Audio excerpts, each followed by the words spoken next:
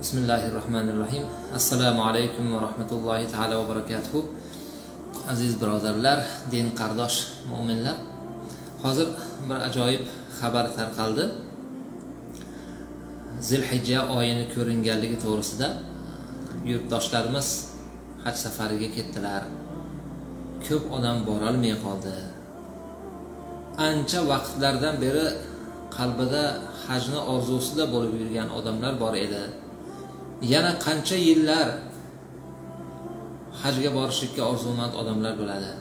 Nimaga? Bu juda ham muborak safar.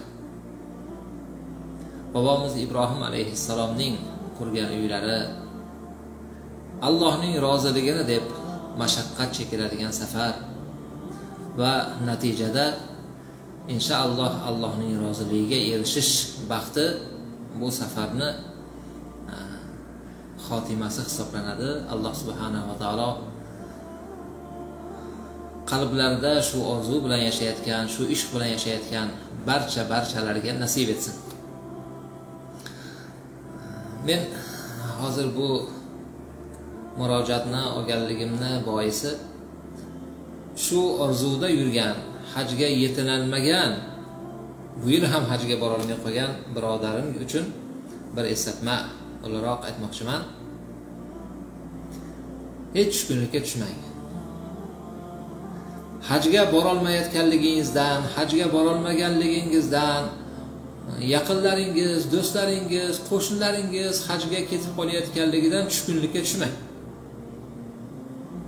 Balki siz uchun bir bashorat bor.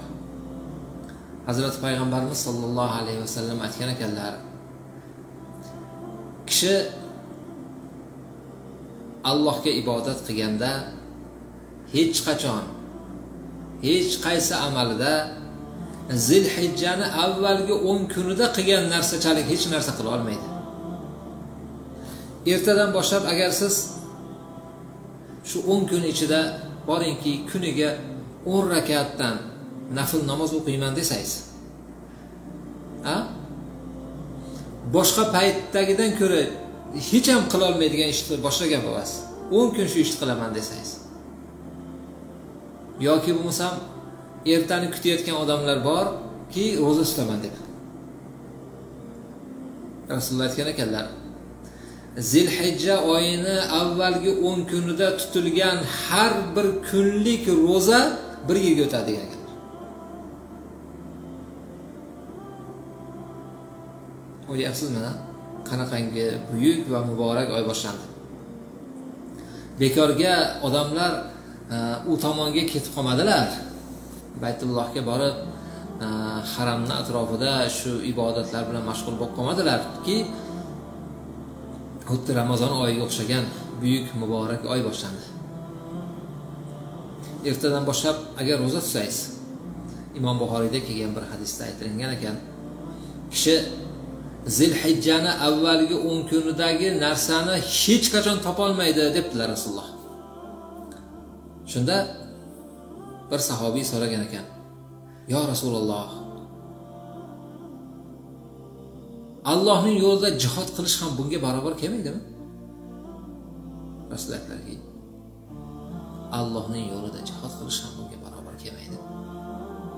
Illo bir kishi bu yo'lga moli bilan va joni bilan chiqib ketsa va ikkovi ham qaytmasa, shunda barobar bo'lishi mumkin. Shu Zilhijja oyini avvalgi 10 kundagi ibodatga. Xossatan 9-kuni Arafa kuni roza tutishlik kishining avvalgi 1 yillik ibodatiga va keyingi avvalgi 1 yillik gunohiga kafforat bo'ladi va keyingisiga degan ekanlar. Aziz birodarlar, shu Zilhijja oyini avvalgi 10 kunni g'animat bilinglar. Ko'p ibodatga mashg'ul bo'linglar. Ayniqsa bu oyning o'z nomi bilan o'zi Qurbon oyi. Qurbonlik qilishga harakat qilish kerak. Men turklarda bir odatni ko'rdim. Ularda eri ham qurbonlik qilar ekan, ayoli ham qurbonlik qilar ekan. Ey onasini roziligini topmoqchi bo'lgan o'g'il, sizga bir taklif. Bozordan o'zingiz uchun qurbonlik sotib olganingizda onangiz uchun ham sotib oling. Va olib kelib aytingki, onajon, mana shu qo'yni siz deb oldim. Siz shu qo'yni qurbonlik qiling. Payg'ambarimiz sollallohu alayhi vasallam aytgan ekanlar, kim agar Alloh roziligi uchun qurbonlik qilsa, so'ygan qurbonligining avvalgi qatrasi yerga tushmasdan Xudo gunohini kechirib yuboradi. Onangiz uchun bundan katta hadya bo'lishi mumkinmi? Otangiz uchun bundan katta hadya bo'lishi mumkinmi? Dunyoda bunaqangi katta hadya qilish mumkin emas odam. Ba'zi bir kishilar bor, otasi uchun mashina olib bergan, otasi uchun katta sarflar qilgan, lekin otasini oxirati uchun bunaqangi katta sarf qila olmaydi kishi. Ya'ni otasini bir xursand qilay deb o'ziga bozordan qurbonlikka qo'y sotib olayotganda, otasi uchun ham sotib olsin va olib kelib, ota mana shu qo'yni sizga oldim. Siz shuni so'ying ki Rasululloh aytgan ekanlar, qurbonlikning avvalgi qoni yerga tomganda Alloh taolo hamma gunohni kechirib yuboradi.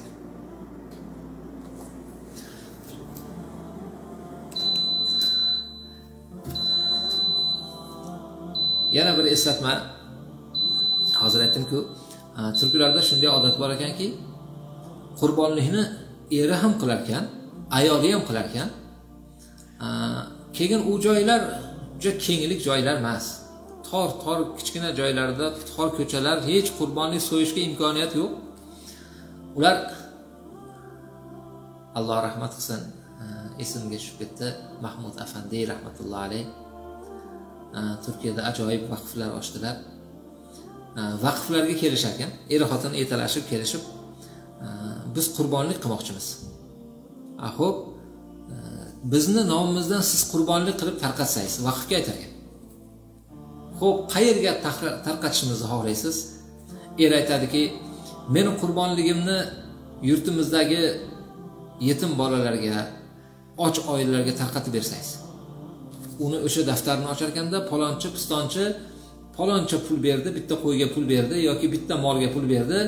Buni qurbonligini yetim bolalarga tarqatiladi deb o'sha yetim bolalarni daftarga yozib, pulni o'shanga olar ekan. Xotin aytar ekanki, men qurbonligimni Qur'on o'qiyotgan talaba ilmlarga tarqatib bersangiz. U narigi daftarni ochar ekanda, talaba ilmlarni daftarini ochib turib, palonchi, pistonchi qizi bitta qo'y so'ydi yoki bitta tuya so'ydi, go'shtini talabalarga tarqatishga buyurdi bizga deb unga yozar ekan. Qarang qanday ajoyib narsa. Ko'p ayollarda qurbonlik o'zi kimga vojib bo'ladi desangiz, qurbonlik bitta qo'y so'yishga qodir bo'lgan odam so'yaveradi. Ba'zi ayollarni tilla taqinchoqlarini evaziga zakot vojib bo'lib qoladi va qurbonlik ham vojib bo'ladi. Lekin qurbonlik so'yishga o'zlari qodir bo'lmaydilar. Ko'p mollar erkaklarda qo'lida bo'ladi. Mana shu erkaklarga ham taklif, albatta ayolingiz uchun ham bir qurbonlik qiling. Haligi xursandchilikka u ham sherik bo'lsin. O'zingizga qurbonlik qilmoqchimisiz? Ayolingiz uchun ham qiling.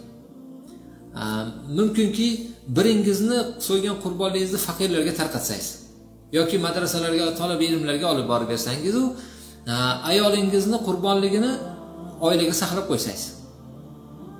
Xolodilnikka bosib qo'yasiz, bir oylab yeyish mumkin, oilaviy tabarruk. Bir vaqtlar madrasada o'qib yurganimizda 97-yil bo'lsa kerak, bir ulug' odam madrasa, mana shunda birinchi marta ko'rishimiz edi shu narsani. Bir kishi madrasadagi talabalar uchun deb qurbonlikka juda katta miqdorda pul yuborishdi. Aniq bilmayman, 100 tami, 200 tami mol so'yildi shunda. Endi bunda bir ajoyib ish borki, qurbonlik hayit namozi o'qilgandan keyin, quyosh chiqqandan keyin so'yiladi. So'yish boshlanadi-da, Undan keyin 3 kungacha so'yiladi. Bizga olib kelingan, o'sha madrasaga olib kelingan mollarni shu 3 kunning ichida so'yib bo'lmaydigan darajada ko'p edi. Hammani tashvishi tezroq shu mollarni so'yishlik. Endi uni saqlashlik ham anchagina muammo bo'lgan. Keyin bu narsa tajribada ko'rilib, ancha rivojlanib ketdi.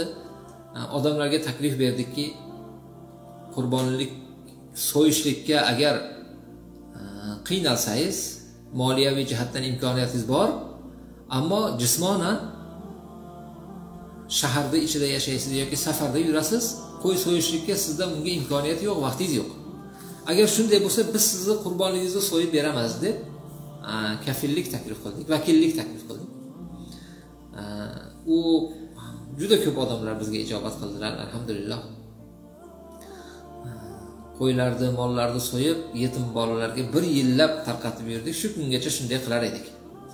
Bu yil ham bir 3-4 kun avval odamlarga taklif qildikki, shunday bo'lsa biz shu ishga vakil bo'lib beramiz. Bugun madrasalardagi mudarris domlalarimiz, Xudoyim hifzi himoya saqlasin, juda tolibi ilmlarni g'amini tashvishida yuradigan kishi. Shu kishi aytib qoldilarki, domla, shu talabiy ilmlar uchun ham qurbonlikka kafillik olsangiz, vakillik olsangiz, alohida talabiy ilmlarni daftarini qilsangiz, o'sha qurbonlik lazzatidan talabiy ilmlar ham balki bir haftadir yoki 10 kundir ta'minlansalar deb iltimos qildilar. Shuning uchun birodarlar, qurbonlik aksiyasi e'lon qilamiz. Kim qurbonlik so'ymoqchi bo'lsa, ammo o'zi jismonan shunga sharoiti bo'lmasa, shaharda tiqinch joyda yashaydi yoki safarda yursa, biz uni qurbonligini so'yib beramiz. U aytgan joyga, xohlasa yetim bolalarga tarqatib beramiz, xohlasa talab ilmlarga. Madrasalarda, qorixonalarda Qur'on ta'lim qilayotgan, dars ta'lim qilayotgan yigitlarga, qizlarga so'yib yoki o'sha joyni o'zida so'yishlikka harakat qilamiz. Inshaalloh buni ham eplasa bo'lar ekan. Shu ishlarni qilib beramiz. Bizga ham savob bo'lib qoladi inshaalloh. Payg'ambarimiz sollallohu alayhi vasallam aytgan ekanlar, Zilhijjani avvalgi 10 kunidagi ibodatni boshqa joydan topolmaysiz deganlar. Va mana shu ishga biz ham sherik bo'lib qolamiz inshaalloh. Vassalomu alaykum va rahmatullohi taala va barakatuh. Hay, salomat bo'linglar.